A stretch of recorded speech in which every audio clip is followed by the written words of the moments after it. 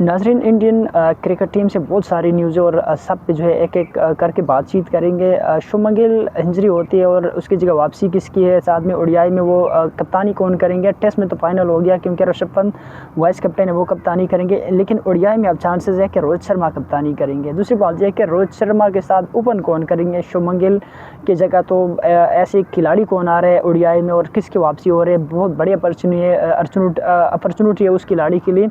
Maximum chances है यशस्वी जायसवाल के। और दूसरी बात ये है कि जसप्रीत बुमराह को ड्रॉप किया है, शामी को वापस लेके आया, मतलब वहाँ पुराने से पुराना और इधर से उधर उधर से इधर शामी को वापस लेके आया टीम में। ओडीआई सीरीज़ वो भी अगेंस्ट साउथ अफ्रीका, बहुत बड़ी टीम और एक बहुत बड़ा चैलेंजिंग है। और चैलेंज इसलिए भी है कि टेस्ट ऑलरेडी एक हार गया, वहाँ पे अगर वहाँ पे हारते हैं तो फिर ये क्लेम करेंगे कि शामी बहुत अरसे बाद आए हैं। और सिराज जो है, अर्शदीप सिंह या हर्षित राणा, मतलब 4 फास्ट बॉलर के साथ जाएंगे।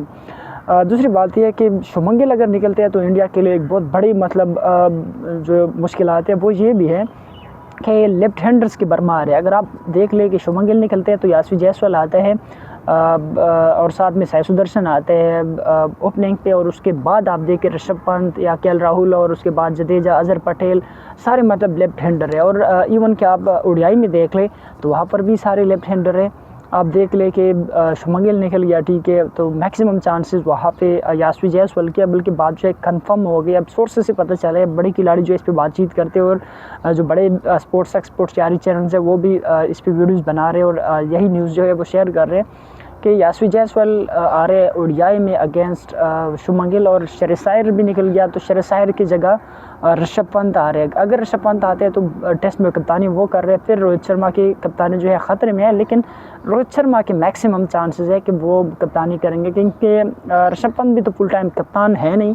तो ऐसे में वो केएल राहुल ओडीआई में खेल रहे हैं तो उसकी वापसी भी मुमकिन नहीं है, लेकिन मुश्किल भी नहीं है क्योंकि नंबर 4 पे अभी शेरज़ाद शायर भी इंजर्ड है, तो शेरज़ाद शायर की जगह वहाँ पर आएंगे ऋषभ पंत। तो ऐसे में ऋषभ पंत और रोहित शर्मा के बीच में कप्तानी का जो है एक जंग है, बहुत चलेंगे कि कप्तानी कौन करेंगे ओडीआई में।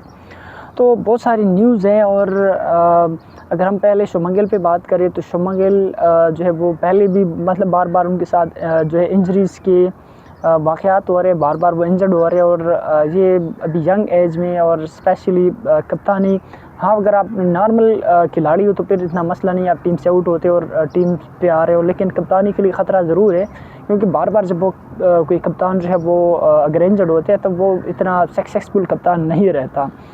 और वो कप्तानी क्या करेंगे जब वो टीम से आउट है, तो कप्तानी वो थोड़ी करेंगे। दूसरी बात ये है कि फिर वहाँ पे एक बैकअप पे एक कप्तान भी तैयार करना होगा। शेरज़ाद शायर भी मतलब वो परमानेंट खेल के नहीं आ रहा, सिर्फ एक सीरीज़ खेला, वो भी इंजर्ड हो गया। तो दोनों कप्तानों के लिए जो कि इंजर्ड है तो मतलब ख़तरा ज़रूर है, कप्तानी के लिए उनका ख़तरा है, खिलाड़ियों के लिए कोई ख़तरा नहीं है। दूसरी बात ये है कि शामी पे बहुत सारे लोग बोल रहे हैं यार शामी ने ज़ाहिर बात है परफॉर्मेंस किया, शामी को ठीक है, लेकिन ये भी नहीं है कि सीधा सीधा ओडीआई सीरीज़ में और वो भी इतने बड़े टीम के ख़िलाफ़। आप ठीक है बांग्लादेश या मतलब छोटी मोटी टीम के ख़िलाफ़ आप खेल रहे हो तो ठीक है, क्योंकि वो उसका जो बैकअप किया था पहले आप देख के चैम्पियन ट्रॉफी में, तो वहाँ पे बड़ी टीम ही ज़ाहिर बातें खेल रही थी, तो बड़ी टीमों के ख़िलाफ़ वो इतना सर्वाइव नहीं कर पाया, फिर उसको ड्रॉप किया। और अब लास्ट चांस जो है वो शामी के पास है। और साउथ अफ्रीका में ठीक है कि फास्ट बॉलर कामयाब तो होते हैं, लेकिन आपके ऊपर एक प्रेशर ज़रूर होता है जब आप कम बैक कर दो। अब शामी के ख़िलाफ़ जो है कुछ लोग ज़ाहिरी बातें बोलेंगे कि, लेकिन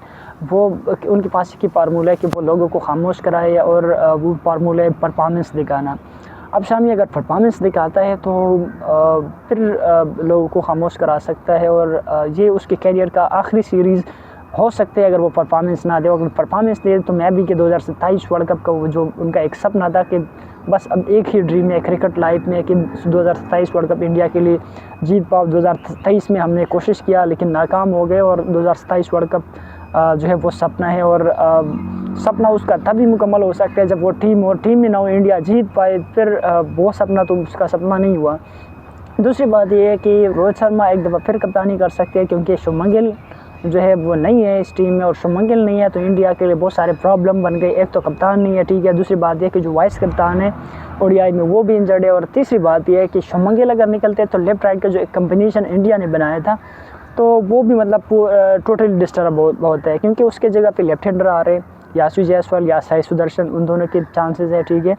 और नंबर 4 पे जो शेरशायर नहीं है वो भी राइट हैंडर था, तो उसकी जगह पे ऋषभ पंत और करुण नायर ऐसी कुछ खिलाड़ियों के आना जो है अभी बाकी है। तो ओपनिंग को अगर हम देखें, यशस्वी जायसवाल, साई सुदर्शन या रोहित शर्मा ओपन करते हैं। उसके बाद दूसरे नंबर पे विराट कोहली आते हैं, फिर ऋषभ पंत चौथे नंबर पे उसकी जगह आते हैं शेरशायर की जगह। तो उसके बाद अजहर पटेल, जडेजा और इवन वाशिंगटन सुंदर, अप टू लास्ट जो है अर्शदीप सिंह, सारे लेफ्ट हैंडर है। तो लेफ्ट हैंडर के भरमार है इंडियन टीम में, और सिर्फ शुभमन गिल जो है वो टीम से निकल गया। तो इतने सारे जो है मसले मसाइल जो है वो इंडियन टीम्स के लिए बन रहे हैं। एक लेफ्ट राइट की कम्बिनेशन, दूसरे जो है कप्तानी कौन करेंगे, और तीसरा जो है कौन उसकी जगह आएगा, क्योंकि यशस्वी जायसवाल तो ओडीआई टीम में है नहीं। तो पहले से जो मतलब ट्रैवल करते हैं इंडिया के पास अगर से टैलेंट है, लेकिन इवन के रिसेंटली इंडिया ने कोई ऐसे बड़ा प्लेयर जो है ओपन पे ट्राई नहीं करवाया। हाँ, अब एक और चांसेस ये भी है कि शुभमन गिल के साथ अभिषेक शर्मा बहुत बढ़िया चल रहे हैं, और वो अगर इंडिया ट्राई करवा दे, लेकिन उसके ओडीआई डेब्यू नहीं हुआ, उसके कोई एक्सपीरियंस नहीं है ओडीआई की, तो वो अगर इंडिया ओडीआई में लेकर आते तो वैसे शुभमन गिल के साथ तो वो ठीक चलते हैं। लेकिन अभिषेक शर्मा का अगर ओडीआई डेब्यू, क्योंकि ओडीआई प्रैक्टिस और ओडीआई के उतने फर्स्ट क्लास उनके इतने सारे मैचेस और सक्सेसफुल नहीं है, तो इतने परफॉर्मेंस नहीं है, तो ऐसे में शुभमन गिल के लिए प्रॉब्लम भी बन सकते हैं। तो मेरे ख्याल में शुभमन गिल को लेके नहीं आएंगे। तो यशस्वी जायसवाल है जो कि पहले मतलब खेल चुका है और थोड़ा बहुत परफॉर्मेंस भी दे चुका है, यशस्वी जायसवाल को ट्राई ज़रूर करेंगे। और अभिषेक शर्मा के लिए अगर कोई रास्ते में रुकावट है तो वह है यशस्वी जायसवाल, क्योंकि दोनों यंगस्टर है और दोनों लेफ्ट हैंडर है और दोनों अच्छा और बढ़िया खेल रहे हैं। तो उसके रास्ते में बस एक ही रुकावट है और वह है यशस्वी जायसवाल। इसके अलावा जसप्रीत बुमराह को ड्रॉप किया गया है, और जसप्रीत बुमराह बार बार ड्रॉप हो रहे हैं। कभी जो है अब एक बार फिर उनको रेस्ट के नाम पे ड्रॉप किया है ओडीआई से, और इवन के ऑस्ट्रेलिया के ओडीआई सीरीज़ में भी नहीं था। तो अब मेरे ख्याल में ओडीआई में उसकी एक साइड पे वो टेस्ट खेल रहे हैं, दूसरे साइड पे T20 भी खेल रहे हैं। इवन कि दूसरा जो सीरीज़ है मुसलसल वो ड्रॉप हो रहा है। एक तो क्रिकेट बहुत ज़्यादा है, क्योंकि अभी उन्होंने टेस्ट मैचेस खेले हैं और मुसलसल वो खेल रहे हैं। वेस्ट इंडीज़ के खिलाफ भी खेला था, और उसके बाद जो है 5 T20 सीरीज़ भी है। इवन कि अगर शामी को T20 में नहीं खिला रहा और मोहम्मद सिराज को भी नहीं खेल रहा, तो ज़ाहिर बात है फिर अर्शदीप सिंह ऐसे बचते हैं जो कि फ्रेश लॉट होता है, क्योंकि अर्शदीप सिंह टेस्ट मैचेस नहीं खेल रहा। तो सिर्फ अर्शदीप सिंह का जो है फ्रेश होना वो काफ़ी नहीं है, साथ साथ में बुमराह भी फ्रेश होना चाहिए। तो इंडियन कोच जैसे सोच रहे हैं, और वर्कलोड मैनेजमेंट और उसके बारे में इंजरीज कंसर्न जो है, ताकि वो बच्चा और हमारे पास एक ठीक ठाक अच्छा और फुल टाइम जो एक बॉलर हो। क्योंकि अगर ओडीआई और टेस्ट हम हारते हैं तो एटलीस्ट हमारे पास जो T20 का एक कम्बिनेशन बना हुआ है, एक जो हमारे पास जो एक लाइन और स्ट्रीक बना हुआ है, वो एटलीस्ट उसमें कोई डाउनफॉल ना आए। तो वहाँ पे जसप्रीत बुमराह को बचा रहे हैं, और जसप्रीत बुमराह ज़ाहिरी बात है उसके जो मतलब वो ज़्यादा क्रिकेट खेल रहे, टेस्ट ओडीआई और ऑल फॉर्मेट पास बॉलर के लिए खेलना और फिर मुसलसल खेलना थोड़ा सा आसान नहीं है। तो दैट्स वाई जसप्रीत बुमराह को ड्रॉप किया। लेकिन जसप्रीत बुमराह के अंदर वो एनर्जी भी होनी चाहिए जो कि सिराज में है, जो कि अर्शदीप सिंह और जो कि दूसरे खिलाड़ियों में है।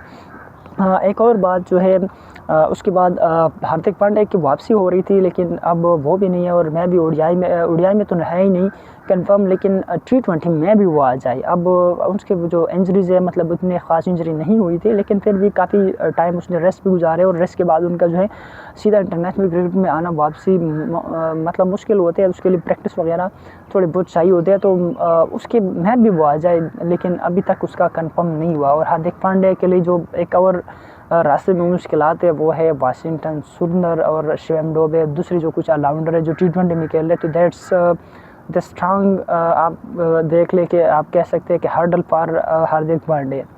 हाँ, इस जो ओडीआई स्क्वाड में इतना और कोई ख़ास नहीं है। ओडीआई यही स्क्वाड है अगेंस्ट साउथ अफ्रीका। कुछ और न्यूज़ है क्रिकेट की तरफ से, और यंग जो अब राइजिंग एशिया कप हो रहे, इमर्जिंग एशिया कप भी कह सकते हैं, उसमें कुछ खिलाड़ी चाहिए हुए और उसकी तारीफ़ होना चाहिए, जिसमें स्पेशली माँ सदाकत है, विभव सूर्यवंशी है। और माँ सदाकत की हम बात इसलिए करेंगे क्योंकि माँ सदाकत सबसे ज़्यादा जो है वो स्कोर भी बनाया हुआ है और सबसे ज़्यादा विकेट भी ली है। 212 रन उसने बनाई है, और अभी तक 212 रन 3 इनिंग्स में उसने बनाई है, आउट नहीं हुआ। उसका जो एवरेज है 212 बनता है। इवन के एक पे 96 और 79 और फिर जो है 37 रन उसने किए हैं और नॉट आउट, और उसका स्ट्राइक रेट भी बहुत ज़बरदस्त है, और सबसे ज़्यादा विकेट भी ली है। तो अभी तक माँ सदाकत छाया हुआ है और ये एक टैलेंट है जो कि आने वाले टाइम में अगर उसको वेस्ट ना किया जाए, उस पर थोड़ा बहुत इन्वेस्टमेंट किया जाए, तो ये एक टैलेंट है जो कि आने वाले टाइम में दुनिया को बदल सकते हैं। क्रिकेट की तारीख़ एक बहुत बड़ा जो चैप्टर है वो लिखवा सकता है। एक तो वो लेफ्ट हैंडर है और दूसरा अभी उसकी शुरुआत है, लेकिन जिस तरह वो छक्के मार रहे हैं, जिस तरह वो हांगकांग में उसने अच्छी बैटिंग की और अच्छी बॉलिंग की, और हांगकांग में जो कि बॉलर्स के आमतौर पे 6-6 छक्के लगते हैं और धुलाई होती है, वहाँ पर भी वो छाया हुआ था और इवन कि अभी एशिया कप में भी वो छाया हुआ है।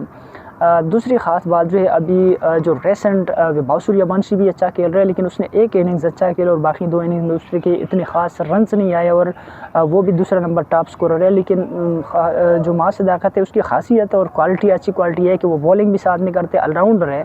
तो ऑलराउंडर इतने मतलब ज़्यादा रन्स नहीं बना सकते और ऑलराउंडर को वो भी ऐसा ऑलराउंडर नहीं है, टॉप विकेट टेकर है। तो वैभव सूर्यवंशी की विकेट नहीं है और उसके विकेट भी है। अगर राइजिंग स्टार एशिया कप जो है या इमर्जिंग एशिया कप में अगर वो थोड़े बहुत और रन्स बनाए तो वो प्लेयर ऑफ द टूर्नामेंट फिर माँ सदाकत ही होगा। वैभव सूर्यवंशी है वो उस दौर से बाहर होगा। दूसरी ख़ास बात यह है कि दूसरे जो एक और बहुत बड़ी न्यूज़ अपडेट है वो है हरभजन सिंह के बारे में। हरभजन सिंह ने पाकिस्तानी प्लेयर्स शहनवाज दानी के साथ हैंडशेक किया और इंडियन फैंस जो है अब हरभजन सिंह के पीछे पड़ गए हैं और स्पेशली पाकिस्तानी फैंस भी, और हरभजन सिंह के जो है वो बैंड बजा रहे हैं। और उसकी वजह की भी है क्योंकि एशिया कप में पाकिस्तान वर्सेस इंडिया के मैचेस हुई, हैंडशेक नहीं हुई और उसने बताया कि अच्छा किया पाकिस्तान के साथ हैंडशेक नहीं किया, पाकिस्तान के साथ तो खेलना नहीं चाहिए। और इवन के लीजेंड जो लीजेंड जो वर्ल्ड कप हुए इंग्लैंड में, वहाँ पर हरभजन सिंह वो प्लेयर था जिन्होंने पाकिस्तान के साथ खेलने से इनकार किया और इंडिया के बाकी सारे जो प्लेयर थे उन्होंने भी इनकार किया, लेकिन हरभजन सिंह उसमें टॉप पर था और बहुत सारी इंटरव्यूज़ और वो भी पाकिस्तानियों के ख़िलाफ़ है। लेकिन अब वो ख़ुद मतलब वो बॉलर ने कोई हैंडशेक नहीं किया, टीम ने कोई हैंडशेक नहीं किया। आखिरी बॉल में 6 बॉलों पे 8 रन चाहिए था। T10 लीग था और T10 लीग में ज़ाहिर बात है बॉलर्स की धुलाई होती है और एक एंटरटेनमेंट लीग है और बहुत सारे लोग कहते हैं कि ये पैसों वाला लीग है, पैसों का खेल है, मतलब जुआरी इसमें, और बहुत सारे लोग जो है पैसे लगाते हैं, लेकिन वो एक अलग साइड है, एक अलग रुख है। लेकिन बॉलर्स की जो है वो पिटाई होती है, छोटी बाउंड्रीज होते हैं, बैटिंग पिचेज होते हैं। तो ऐसे में उसने अच्छी बॉलिंग की और 3 विकेटें ली और 3 विकेटें लेकर वो जो 8 रन थे लास्ट ओवर में वो शहनवाज दानी ने डिफेंड किया और वो थोड़ा सा फ़नी भी है।